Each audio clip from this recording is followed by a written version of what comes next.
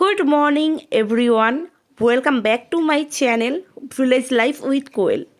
So guys, আজকে আমি একটা নতুন ব্লগ আপনাদের কাছে নিয়ে চলে এসেছি। আমি আর কোয়েল রাজস্থানে থাকাকালীন কিছু সুন্দর মুহূর্ত আজকে শেয়ার করব।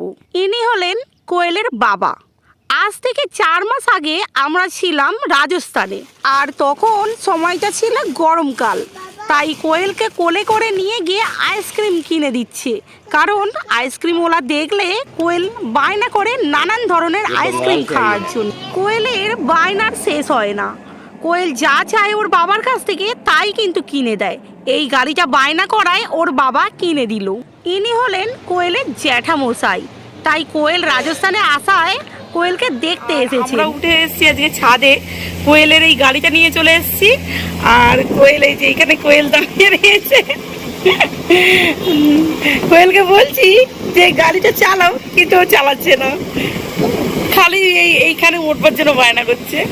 ও কোয়েল, যাও গাড়িটা চালা। এখন বাজে 6টা, আর আমাদের এখানে প্রায় সন্ধে হয় 7:30টার পর থেকে। কিন্তু এতটাই উড়ছে, এতটাই ধুলো মাটি উড়ছে যে আমি আপনাদের বলে বোঝাতে পারবো না।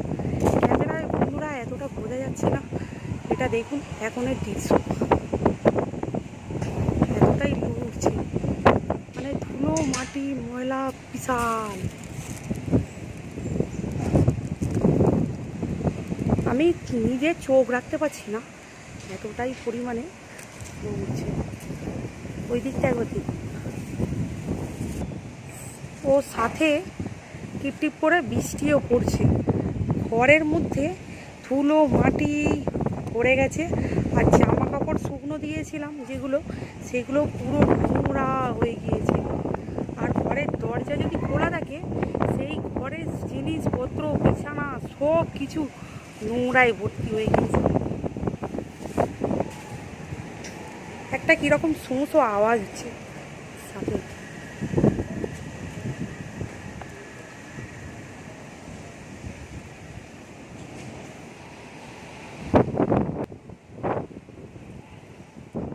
রাজস্থানে ভগবানের কাছে প্রার্থনা করলে তবে বৃষ্টি আসে, এটা কিন্তু একদম সঠিক কথা।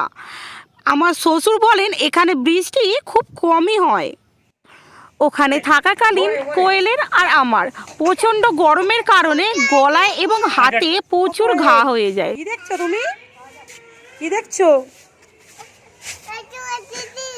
ও বাবা, ওদিকে যাওনি শোনা, পড়ে গেলেই এক্ষুনি মাথা ফাটি হয়ে যাবে।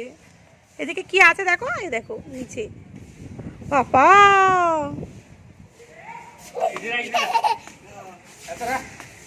এখানে লু ওড়ার পরেই চলে আসে বৃষ্টি।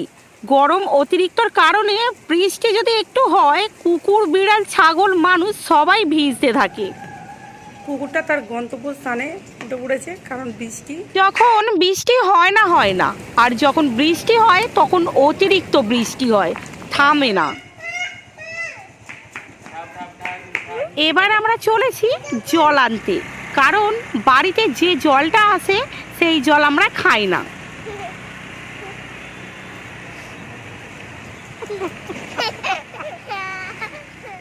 আমাদের ঘরে যে পৌরসভার জলটা আসে সেই জল খেলেই কোয়েল আর আমার দুজনেরই শরীর অসুস্থ হয়ে পড়ে। তাই আমরা দুজনই কেউই খাই না। আমাদের দেখা দেখি কোয়েলের বাবাও খায় না। তো বন্ধুরা, আজকের ভ্লগটি কেমন লাগলো?